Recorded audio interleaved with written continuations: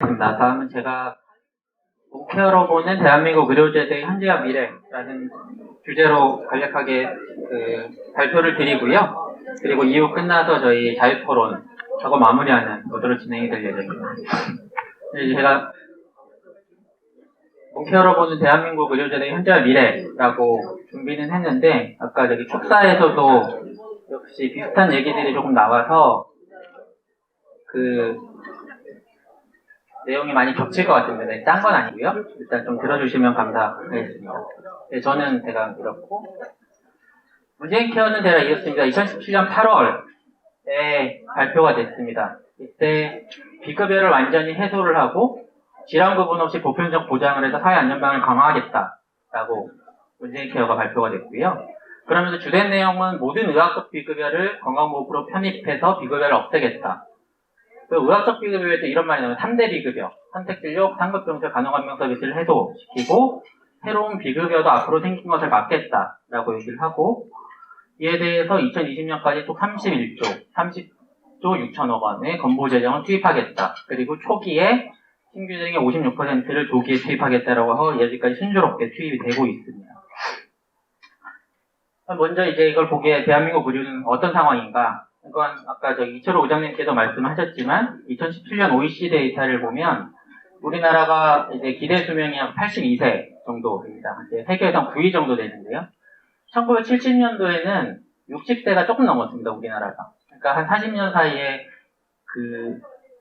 평균 수명이 전 세계에서 제일 많이 늘어난 나라 중에 하나이고 당시 한 1970년도에는 칠레랑 비슷했었고 저희 밑에는 뭐 인도, 중국 이런 나라들만 있었고 당시에는 이제 세계에서 하위 OECD 나라 중에 제일 빨리 죽는 나라로 10손가락 안에 드는 나라인데 현재는 이제 제일 장수하는 나라 쪽에 들어가는 상황이 되었습니다. 반면 1인당 쓰는 의료비는 약 한 2,700달러 정도 지금 1년에 쓴다고 돼 있고요. 1인당 OECD 평균은 약 4,000불 정도 씁니다. 그리고 문재인 케어에서 계속 얘기하는 북유럽 사회주의 국가들, 그러니까 북유럽에 있는 무상의료를 실시하는 나라들이 되게 이쪽에 지금 잘 안 보이실 텐데 노르웨이, 독일, 덴마크 이런 나라들은 되게 한 5,000불, 우리나라 2배 정도의 1인당 의료비를 지출하고 있습니다. 이거 많이 보신 표시일 텐데요. 우리나라가 이 자리에 있습니다. 가운데 있는데 같은 GDP에서도 가장 오래 살고 저희랑 비슷한 종류의 기대 수명을 보이고 있는 나라들의 GDP는 훨씬 높습니다. 이게 1인당 비용도 그렇고요. 그러니까 이렇게 저비용 고효율, 돈을 많이 쓰지 않으면서 엄청난 질의 의료를 이룩한 게 대한민국 의료제도의 현재입니다. 그럼 이런 게 어떻게 됐을까? 다들 이렇게 생각합니다. 단일 건강보험제 제도. 그러니까 건강보험이 전 국민의 의료보험이 보장이 되기 때문에 싼 값에 좋은 의료를 할 수 있다. 그래서 이제 국민건강보험이 제일 중요한 역할을 한다. 이런 게 사회적으로 널리 알려지는 것이고, 그래서 건강보험의 재정 건전성은 절대선이고 이거는 반드시 지켜져야 된다. 이게 지금까지 사회적으로 그리고 문재인 케어를 하는 입장들 그리고 문재인 케어를 비판하는 자유한국당에서도 주로 이 건강보험 재정에 이제 중점을 두고 얘기를 하는 경우가 많습니다. 근데 그리고 또 이 건강보험 제도를 하면서 아까 이철호 의장님이 잠깐 말씀하셨지만 당연지정제라는 게 있습니다. 국민건강보험법 42조에 요양기관은 정당한 이유 없이 요양급여를 거부하지 못한다라고 되어 있기 때문에 건강보험 제도를 거부하지 못하고 당연하게 대다수 90% 이상의 의료기관인 민간의료기관을 국가에서 마음대로 소유를 하고 지배를 할 수 있는 구조가 만들어졌고요. 국가라고 얘기하는 요양급여 비용은 1년마다 계약을 1년마다 갱신하기 때문에 1년마다 수가를 후려칠 수 있는 제도가 만들어지게 됩니다. 그럼 이제 수가 얘기를 어쩔 수 없이 할 수밖에 없는데 저비용의 이제 키가 여기에 있으니까요. 이거는 국민건강보험공단 일산병원의 재정 수지입니다. 보시면 2014년도에는 210억 적자, 작년에도 90억 적자 이렇게 적자를 봅니다. 1년에 매년 의료 수입으로는요. 그러니까 진료를 하면 건강보험공단이 운영을 하는 병원조차도 운영이 힘든 정도로 적자를 하고 문을 닫을 수밖에 없는 효과 체제를 유지하고 있고 이걸 벌충하기 위해서 영업의 수익 여기서 다 벌어오고 있습니다. 영업의 수익이라는 게 결국 정부에서 얘기하는 비급여가 아니고요. 장례식장, 편의점 이런 다른 각종 부대시설 이런 것들 그러니까 병원이 본연의 기능인 진료, 의료에 신경을 쓰는 게 아니라 살아남기 위해서 장례식장이나 그 외 부대 수익을 벌지 않으면 생존하기 힘든 제도가 현재 저희 대한민국 의료제도입니다. 그리고 아까는 건강보험공단이 이렇게 3자축으로 했는데요. 실제로 이게 공단에서 만든 표인데 저는 이게 가장 우리나라 의료제도를 잘 보여주는 표라고 생각합니다. 보시면 보건복지부가 제일 상위에 있고 공단이 가운데 있습니다. 그리고 의료를 제공하는 요양기관은 제일 아래 있고 심평원하고 보험가입자가 이렇게 있습니다. 결국은 공단과 보건복지부가 요양기관을 지배를 하는 형식이라는 걸 자기들이 무의식중에도 이렇게 그림으로 나타내고요. 그래서 원래 공단은 돈을 받고 보험료를 받고 그리고 보험 급여 비용을 이쪽으로 이제 전달하는 이 정도의 보험자 역할이 기본적인 역할인데 이런 본연의 업무가 아니라 여러 가지 보건복지부에서 심사평가 기준을 내려주고 그러면 심사평가는 의학적 기준이 아니라 복지부에 만들어 놓은 기준에 따라서 삭감을 일으키고 결국은 그 의료기관은 의학적 전문가적 양심이 아니라 소위 심평이야기라고 우리가 자주 하는 이런 정부가 만든 기준에 따라서 의학적으로 그게 옳지 않다고 하더라도 치료를 해야 되는 이런 현실이 만들어진 게 지금 대한민국 의료제도고 이거를 통해서 통계적으로는 저비용 고율이다 라고 얘기를 하고 있습니다. 하지만 이제 이런 것들이 저비용 고율이 잘 안 되죠. 근데 이런 것들이 유지되는 현실에는 또 이런 게 있습니다. 이게 한 20년 동안 계속 배운 건데요. 심사평가원에서 관치료가 안 되고 의사들이 좀 얘기가 나올 것 같으니까 국민과 의사들을 갈라놓기 위해서 이런 걸 시작합니다. 진료비약인데 환자 권리를 찾으세요. 이게 결국 병원에서는 비급여이든 아니든 그러니까 병원에서는 어디든 치료한 돈을 받으면 되는데 청구 기준에 맞지 않았다는 이유로 그 청구를 해서 돈을 받을 수도 있는데 그거를 모르고 청구하지 않고 환자한테 받았다고 마치 큰 사기를 친 것인 양 사회적으로 얘기를 하고 이런 것들을 대대적으로 홍보를 하면서 결국 대다수의 국민들은 의사들이 본인들이 치료를 하면서 부당한 예금들을 받고 있지 않은가 어떠한 그런 의구심을 갖고 어떤 면으로는 이게 의사들을 거의 도둑놈처럼 보는 이런 세상이 만들어졌습니다. 그런 것들에 의료 분쟁은 계속 진행이 됐고요. 좀 김동수 회장님이 말씀하셨듯이 이제는 의료 분쟁이 민사를 넘어서 이제는 법조계에서까지 이런 인식들이 되면서 결과가 조금 좋지 않으면 의사들이 뭔가 잘못한 게 아닌가 그랬으니 구속시키자 이러면서 의사들이 구속되는 상황까지 이르르고 있습니다.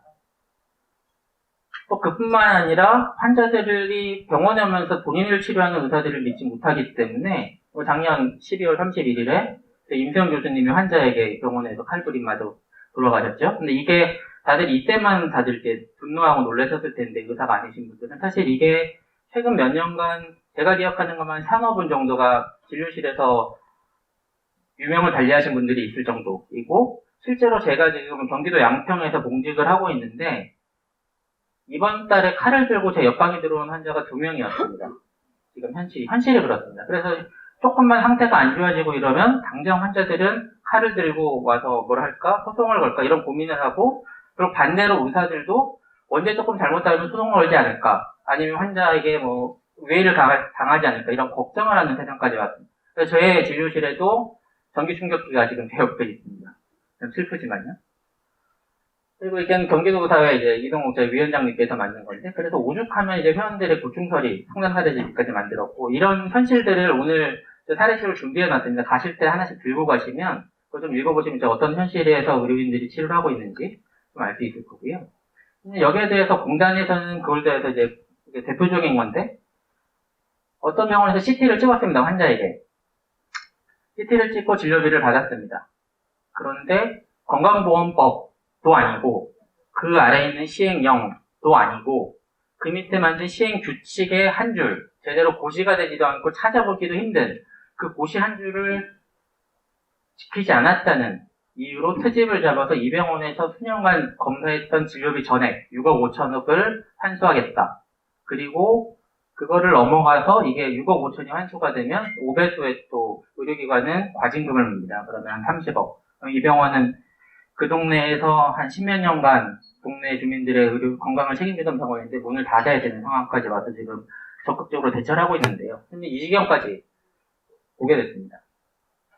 그리고 이런 의사들이 살해를 당하거나 소송을 당해서 구속당하거나 아니면 공단에서 환수돼서 파산이 되거나 그렇지 않으면 또 열심히 이제 조속과다에 살아남으려고 진료하다가 병을 얻고 심지어는 과로사하는 것들까지 최근까지는 이어지고 있습니다. 그래서 이래서 요즘은 젊은 의사들이 말 그대로 디아스포라랍니다. 이런 어두운 현실을 피하기 위해서 제일 많이 모인 젊은 의사들이 제일 많이 모이는 장소가 해외에서 의사하기 취업 박람회입니다. 미국뿐만이 아니라 일본, 최근에는 베트남, 뭐 중국은 물론이고요.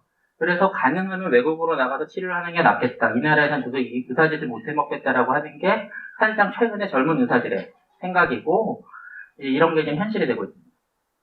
이거는 뭐 말씀드렸듯이 아까 여러분들이 말씀하셨지만 환자들도 분만 취약지들이 생기면서 예전에는 집 근처에서 분만을 받은 이제 서울고까지 올라와야 되고 근처에서 본인이 분만을 해줄 그러니까 필수료 분야에서까지 치료를 해주는 의사들이 없는 상황이고요.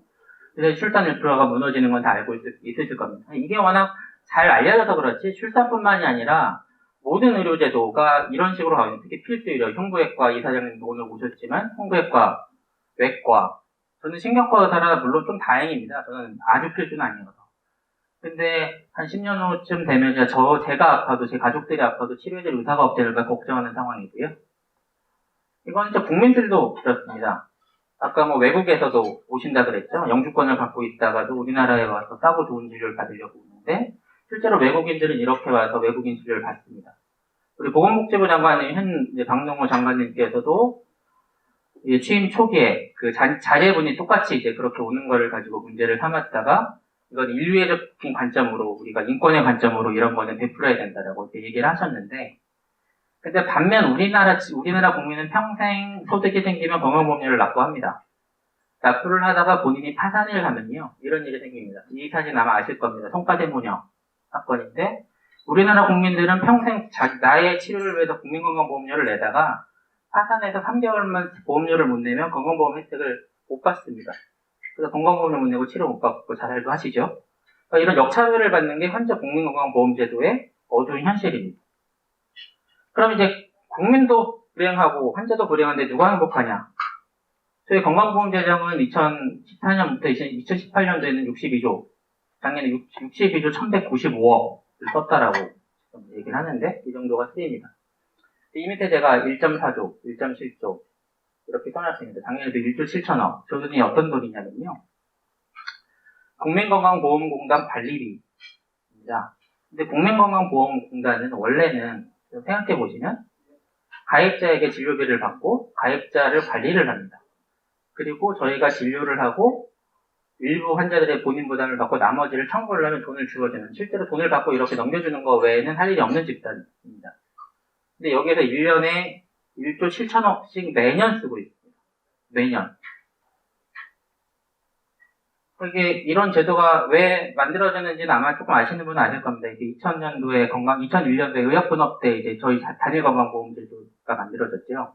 근데 그 당시 지역 공단들을 통합을 하면서 구조조정을 하지 못하고 그분들이 그대로 있었는데 인건비도 있고요. 그러니까 본인들이 돈을 하나같이 쓰면서 할 일이 없는 걸 알기 때문에 저는 그렇게 생각을 하는데 할 일이 없는 걸 알기 때문에 본인의 할 일을 막 찾습니다. 그래서 제일 먼저 한 게 국민연금을 같이, 사대보험을 같이 징수하죠, 본인들이. 징수하겠다고. 그리고 이제 또 그 다음 할 일이 없으니까 요양기관을 찾아다니면서 돈을 뺏어가고 이런 것들을 열심히 하면서 이분들이 일단 행복하고요. 그리고 이런 이제 사회주의, 이 돈을 가지고 62조, 아까 여기 이게 국민건강 재정이 62조고 사보험까지 합치면 100조 의료비 시대가 되는데 그럼 100조를 가지고 열심히 포퓰리즘을 하고 자기들 정치적 이득을 챙기려는 이런 분들이 또 이제 저희 어떤 집권 어떤 무당 그런 분들도 행복해하고 있을 겁니다. 이런 분들을 위해서 존재하는 제도가 현재 대한민국 의료제도 건강보험제도가 되어버렸습니다. 지금 국회가 공전이 되는 민생이 6.7조입니다. 6조 7천억. 이거가지고 난리인데 우리는 이제 매년 틀림없이 나가는 건강보험공단 유지비 1조 7천억은 아무도 신경을 쓰지 않는 사회에 살고 있습니다. 그럼 다시 문케어로 돌아와서 문케어는 또 하나 이제 비급여 얘기가 나옵니다. 그래서 OECD 국가의 경상의료비 중 가계가 63%를 낸다. 그래서 우리나라는 보장률이 매우 낮다. 61%, 63%. 아무래도 이게 해결이 안 된다. 그러니 빨리 해결을 해야 된다. 안 그러면 국민들이 병원비로 망하는 세상이 온다. 그래서 이걸 해결하자. 이게 문케어고 비급여가 절대 악이다. 라고 얘기를 했습니다. 그러면서 비급여, 현재는 이제 저수가 제도인데 비급여 감소분 4조분을 의료기관으로 주면 원가도 보존이 되고 그래서 이제 비급여를 없애도 의료기관이 할 수 있는 세상을 만들어주겠다라고 하면서 문재인 케어를 시작했습니다. 세 번째 그러면 보장률 얘기를 좀 해보겠습니다. 보장률이 63% 맞습니다. 우리나라 63%. 근데 보장률은요, 비급여를 포함한 총 진료비중 건강보험의 부담 비율입니다. 그러니까 건강보험에서 전체 의료비의 63%를 내주고 있다는 얘기입니다. 그건 좀 진실입니다. 그러니까 굉장히 낮아 보이죠. 근데 우리나라 국민건강보험제도에 가시면 다 본인 부담금을 내실 겁니다. 본인이 내신 진료비. 입원 환자는 20%, 외래는 30%, 일부 중증 환자는 5% 정도를 냅니다. 그러면 건강보험으로 최저치는 그냥 러프하게 70에서 80%입니다. 보장률을 아무리 높여도. 그래서 문재인 케어를 자세히 보시면 목표가 보장률이 70%입니다. 절대 100%란 말을 안 합니다. 그럼 현재 63%에서 70%를 늘리는 게 고작 7% 늘려주고 30%를 그만두는데 7% 늘려주면 병원비 걱정이 없는 나라가 되고 병원비로 파산하는 사람들이 없다. 이건 명백한 거짓입니다. 그냥 선동. 거기에 속고 계신 거고요. 그럼 필수 건강보험의 보장률이 63%이다. 반대로 얘기하면 한 70%를 문재인 케어로 이제 달성하겠다고 하니까요. 그럼 현재 우리나라 사람들이 건강보험으로 해서 필수보험에서 보장받는 것은 90%입니다. 사실상 거의 대부분 보장받고 있다. 이겁니다.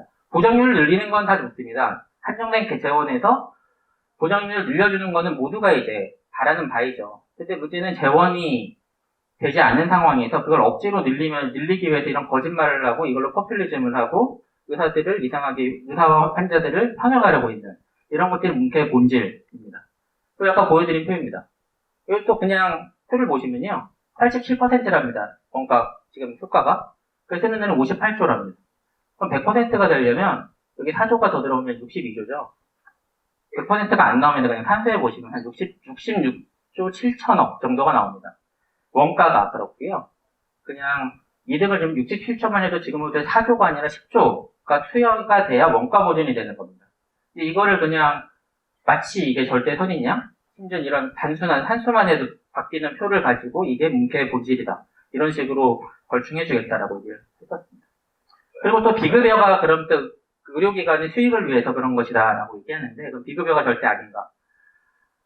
최근에 여의도 성모병원에서 의료급여를 진료 중단하기로 했다가 부랴부랴 보건복지부에서 중단하지 않고 돈으로 과징금으로 떼워라라고 하는 얘기가 있었습니다.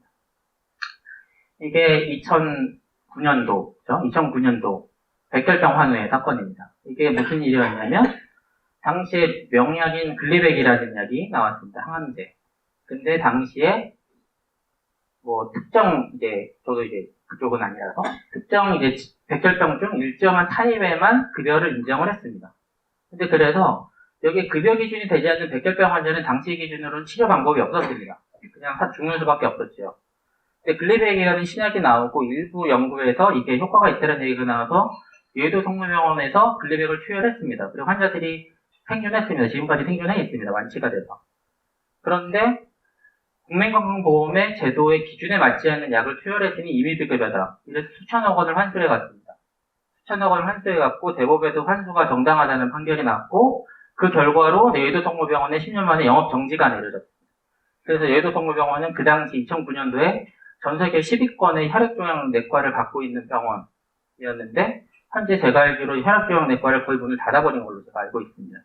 이런 식으로 의료제도가 망가집니다. 그리고 임의비급여가 없었으면 병원에서 지금 문재인 케어에 대한 비급여를 없애고 치료 안 했으면 이 환자들은 그냥 죽었을 겁니다. 지금 이 세상 사람이 아닐 겁니다. 근데 이런 것들이 비급여가 없었으면 비일비재하게 일어날 것은 명역관양합니다. 또 최근에는 이런 일도 있었습니다. 소아용 인조혈관이 안 들어온다고 2년 전에 이제부터 안 됐는데 이제 최근에 재고가 다 바닥이 나서 문제가 됐었죠. 그러다가 이제 인조혈관 4개 이런 것들을 부랴부랴 투입하기로 했다라고 합니다. 이것도 되지 않는 이유는 저수가 문제인데요. 여기에서 아까 흉백과 이사장님한테 확인했는데 여기에서 또 황당한 일이 최근에 생겼습니다. 이게 정확하게 이건 아닌데요. 이게 예를 들어 인조혈관 모형입니다. 이거 보면 4개가 들어간다고 그랬죠. 근데 환자가 이 4개에 맞을 리가 없습니다. 사이즈, 길이, 규격 맞을 리가 없습니다. 그러면 의사들은 환자에게 맞는 사이즈로 이거를 조금 변형을 해서 제작을 하려고 합니다. 근데 이거를 변형을 해서 제작을 하려고 했더니 식약처 허가사항을 받지 않았다. 그래서 이건 불법이다. 의사들이 리베이트를 받기 위해서 환자들에게 불법 재료를 사용했다.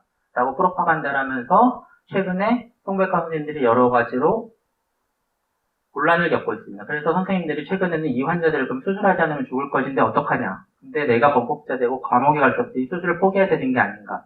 라고 생각하는 게 지금 현실입니다. 이게 비급여를 막으면 생겨날 일들입니다. 그리고 이거는 아까 말씀드린 당연지정제에 대해서 2014년도에 위헌 소송을 했다가 합헌이라고 나왔습니다. 합헌 판결문을 보시면요.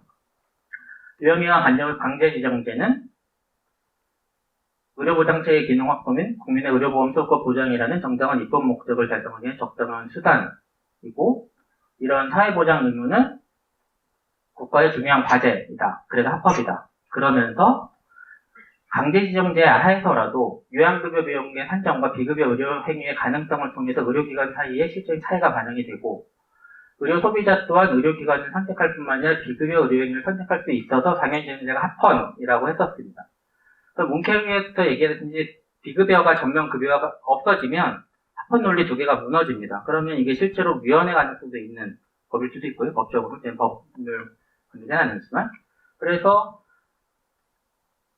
헌법재판소에서 얘기한 의료기관의 자율성과 그리고 의료소비자의 선택권을 강제하겠다, 막아버리겠다라고 하는 게 또 하나 문케어의 본질입니다. 근데 하지만 이거는 계속 잘 진행이 됩니다.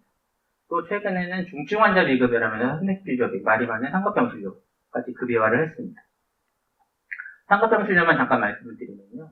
최근에 보건복지부에서 얘기가 됐었죠. 빅5가 진료비가 20%가 상승이 됐다. 그냥 빅5가 각 군데당 1조 원씩 갖고 갑니다. 근데 이제 정부에서는 문재인 케어 탓이 아니다. 그냥 원래 그런 거다. 라고 하면서 계속 퉁치면서 지금 그냥 설왕설래만 진행되는 중입니다. 근데 이제 작년 6월에 저희가 한번 성명서를 냈었는데요. 여기 보시면 당시에 상급병 진료를 급여화하면서 정부의 꼼수가 하나 또 드러납니다. 아까 상급병 진료는 중증 환자의 급여 혜택을 위해서라고 정부에서 발표를 했습니다. 근데 2, 3인실 입원료를 하면서 본인부담금 상한제에서 제외를 하겠다라는 고시를 발표합니다. 우리나라의 본인부담금 상한제는 급여화에서 200만 원이 넘은 소득에 따라 다르지만 100만 원에서 500만 원까지 이상이 넘어가면 그 이상의 급여 진료비는 이제 부담하지 않는 제도인데 일단 여기에서 제외시키고 그뿐만 아니라 의료비를 5%만 내는 희귀 난치성 질환자의 산정성내 혜택에도 제외하겠다라고 하고 심지어는 저소득층 의료급여 환자에게서도 의료급여 환자 혜택에서는 적용하지 않겠다. 결국은 상급병 진료는 말은 돈이 없어서 대학병원의 상급병실에 가서 비싼 상급병 진료를 내는 게 힘들어서 치료를 받지 못하는 환자들을 위한 것이라고 하지만 실상에서는 그 사람들한테는 의료보험 혜택을 제대로 주지 않으면서 그분들이 기존에 갖고 있는 혜택은 적용하지 않고 단지 대다수 국민들에게 병치료를 깎아주겠다. 그 포퓰리즘 정책으로 진행하는 아주 명확한 그런 건데 계속 진행이 되고 있습니다. 또 하나는 심사체계 개편을 또 얘기를 합니다.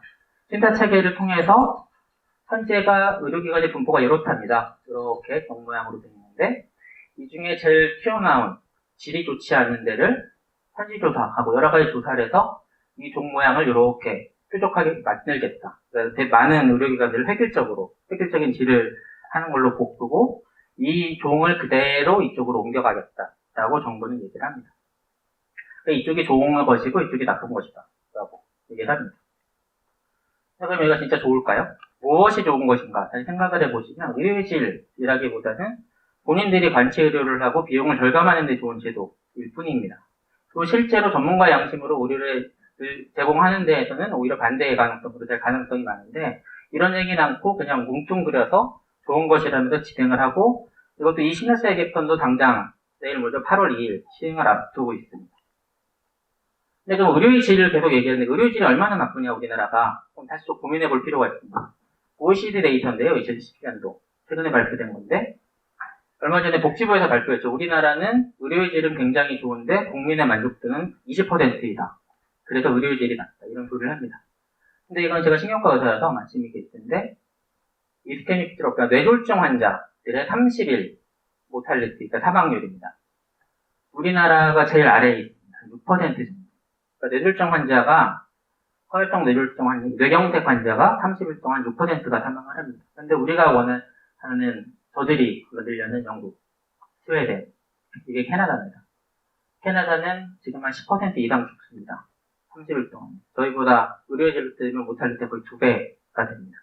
그러면 저희가 의료의질 얘기를 하는데, 문케어로 영국, 스웨덴, 캐나다처럼 가면 진료의 질은 과연 어떻게 될까요?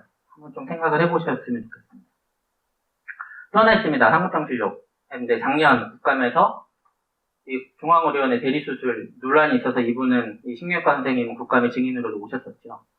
당시에 이제 의사들은 반대한다고 얘기도 했었고, 저희가 그래서 당시에 900명의 의사들을 대상으로 피해 의료행위 현황을 조사를 했습니다. 보면 상급종합병원은 거의 100% 피해가 근무 중이라고 얘기를 하고, 종합병원당 90% 이상. 이 밑으로 가면 줄어듭니다. 근데 이 사람들이 하는 일을 보면 수술, 입원 환자 치료, 초음파, 이런 것들, 그러니까 모든 진료 영역을 다 피해가 하고 있어요. 의사가 아닌 상급병원에. 아까 말씀드린 빅5는 우리나라 진료비의 6%를 갖고 가고, 환자들의 대부분을 갖고 있는데 그 환자들이 받는 치료는 이분들이 많이 하고 있습니다. 의사가 아닌 사람들이. 그래서 심지어 이제 의사배에서는 두 군데 병원을 고발까지 했는데 아직까지 아무런 소식이 없고, 정부에서는 뜬금없이 의료인 업무 범위 조정 협의체라는 것을 만들었습니다. 당시에부터 저희는 이게 불법 진료 보조인력 합법화를 위한 도구로 악용될 것이다 라는 우려를 했었는데요. 아니나 다를까 얼마 전에 보건복지부에서 간호인 의료인 업무범위 협의체에서 이런 것들을 논의하겠다라고 발표를 했었습니다. 검사 영역, 수술 영역, 마취, 중환자, 처방, 진료 회진, 교육 다 의사가 아닌 자들에게 쓰게 하겠다. 그것이 보시면 막 여러 가지 대장, 위, 자궁에서 검체를 채취하겠다.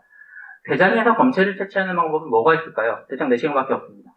아니면 열어서 수술하거나. 근데 그거를 의사가 아닌 사람이 할 수 있는지 아닌지를 논의하겠다라는 게 지금 문재인 정부 보건복지부. 수술은 더 황당합니다. 수술은 그냥 수술 보조인데 퍼스트 앤 세컨 어시스턴트, 그러니까 의사 한 명만 있으면 나머지 사람들은 의사가 아닌 사람으로 수술하겠다.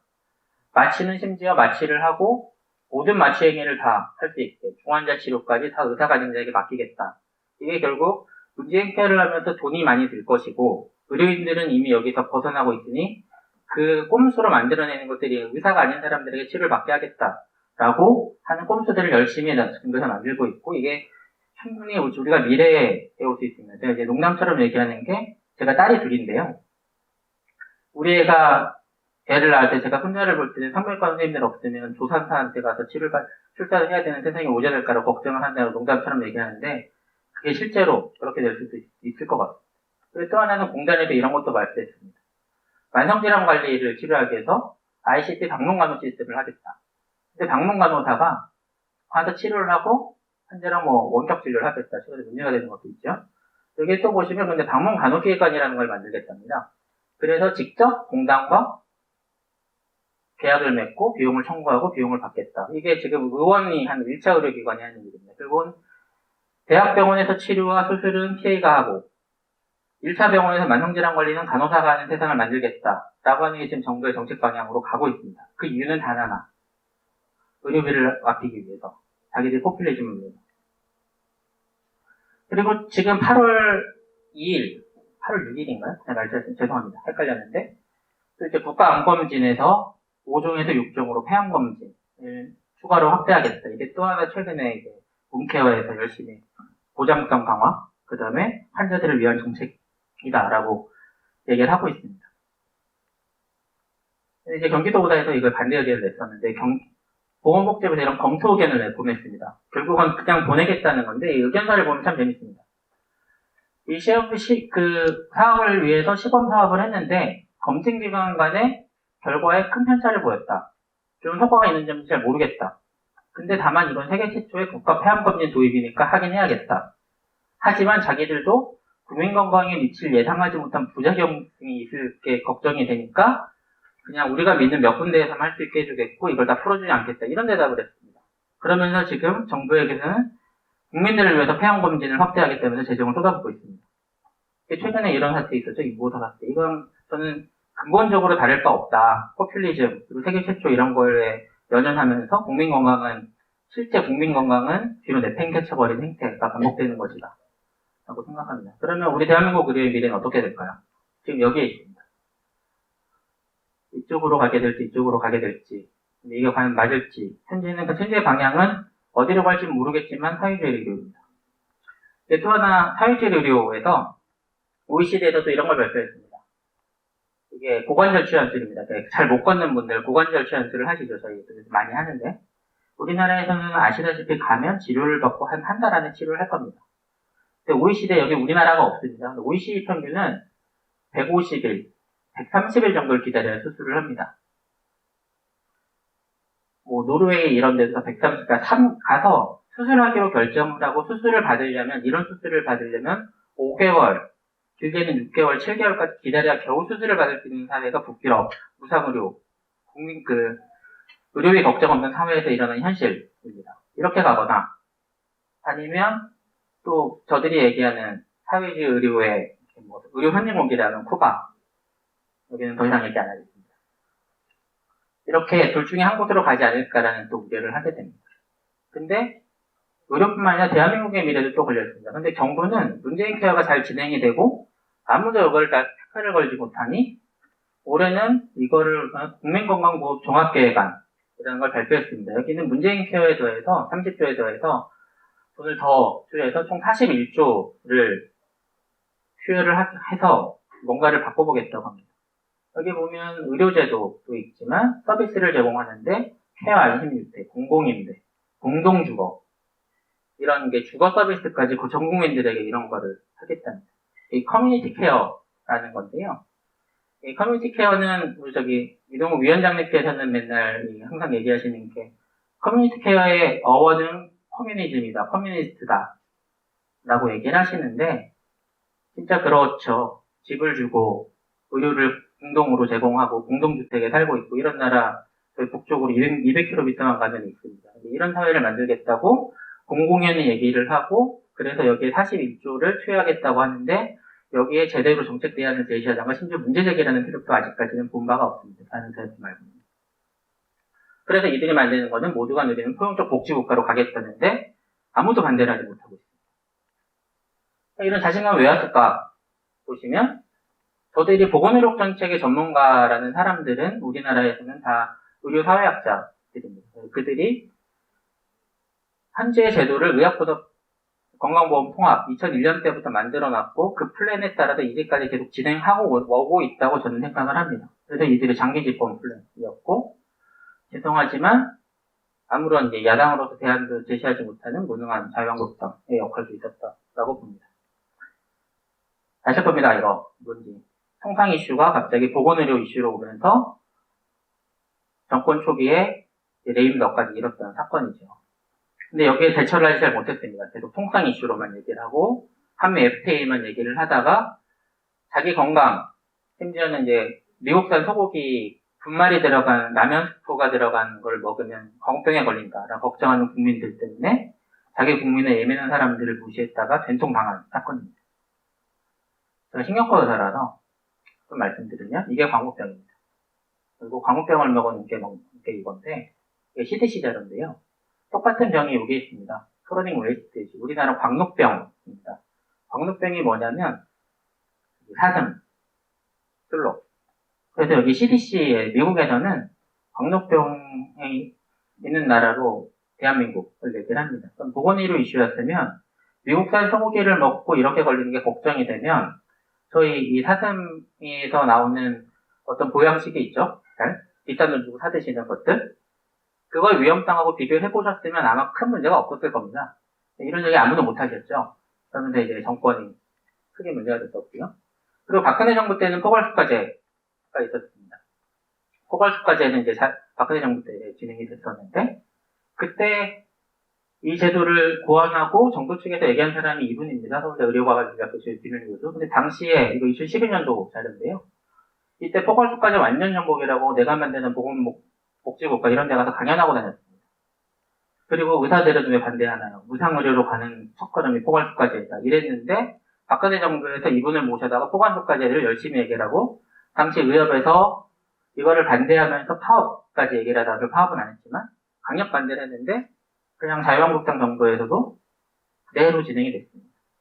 그래서 지금 문케어가 포괄국가제를 계속 더 확대 시행을 하면서 문재인 케어 무상의료로 가겠다라고 얘기하는 토대를 만들어준 게 사실은 불행하지만 우리 자유한국당 지난 10년 정부였습니다. 9년이죠, 정확히는. 정부였습니다.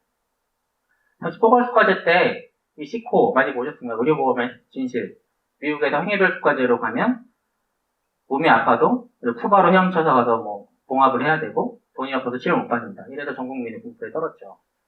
근데 똑같은 상의에 포괄국가제 관련해서 노르웨이에서 나온 이 다큐멘터리가 있습니다. 헬스 팩토리라고. 당시에 우리나라에서 열린 인권영화제에서 이 헬스 팩토리가 개봉작으로 상영이 됐었습니다.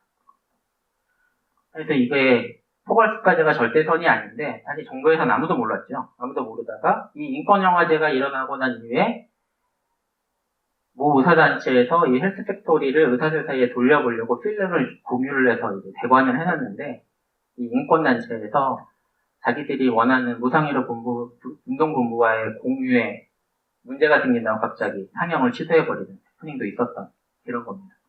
근데 이런 것들에서 제대로 대처도 하지 못해왔습니다. 그러면 지금도 이런 일이 있습니다.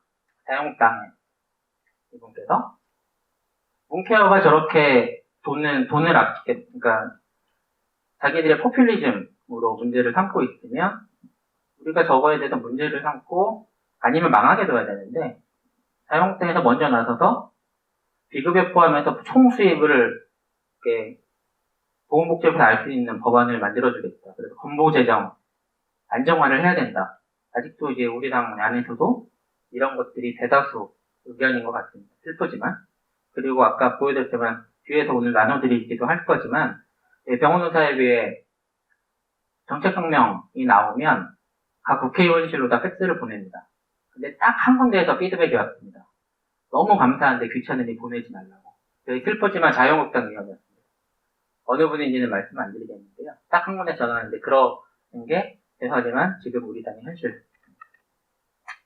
근데 지금 저출산 고령화 시대에 의료비는 100조입니다. 근데 이런 식으로 보건의료에 대해서 그냥 무시하고 그냥 알아서 진행하겠지 하고 나면 과연 지속가능한 사회가 될지 가능한 정책이 될지 좀 고민을 해봐야 될 것 같습니다. 그래서 자유한국당에서는 사실상 건강보험 제도가 아니라 그 제도에서 건보재정이 아니라 진짜 지속가능하게 의료비 100조 시대에 국민 건강을 위하고 뭔가 전문가들이 존중받는 이런 의료제도를 만들기 위해서 고민해야 된다고 생각하고요. 현재 이런 제도가 아니라 공단하고 복지부, 심평원이 이 요양기관 위에 군림하고 그 다음에 이제 이 국민들을 속이는 현재 이런 제도가 아니라 가입자 국민이 가입자인 국민 그리고 의료를 제도한 의료인들이 주도가 되는 이 사람들이 전문가적으로 의사들이 판단해서 치료를 하고 환자의 선택까지 존중할 수 있는 이런 의료제도를 만들어야 되고요. 그러기 위해서 이 사람들이 위에 올라오고 환자와 의료기관이 위쪽에 주가 되고 이 사람들이 제대로 된 치료를 제공하고 치료 서비스를 받을 수 있는 걸 보조하는 공단, 복지부, 심평원이 돼야 될 이런 제도를 같이 고민을 해야 될 거고요. 이게 아니면 현재 30년, 20년 된 단일건강보험제도가 아니라 또 다른, 어차피 우리나라는 사보험도 있습니다. 이런 것들까지 가능한지 또 저희가 정책 대안으로 고민을 해야 될 필요가 있고 아니면 그냥 공단 없애고 보건복지가 하는 방법도 있습니다. 공단이 아까 1년에 1.7조 쓴다 그러셨죠? 이미 근데 대부분의 선진국은 이 정부에서 좋아하는 북유럽, 노르웨이는 공단이 없습니다. 그냥 세금으로 유지하니까요. 지금 우리나라 열심히 요즘 건강보험료 오르니 많이 얘기하는데 그러면서 또 하나 나오는 게 부자들은 왜 세금을 많이 안 내냐? 왜 건강보험료 많이 안 내냐? 부자들한테 많이 받아가겠다. 결국은 그게 재단한테 세금이거든요. 그렇게 따지면 건강보험료는 사실 세금이 아닙니다. 보험료죠. 근데 그걸 지금 얘기하듯이 세금처럼 받아갈 것이면 굳이 공단이 존재할 이유가 있냐. 그냥 세금으로 받고 국가에서 노르웨이처럼 제공하는 이런 방안. 그게 오히려 비용 합리적일 수도 있다라는 생각이 되고요.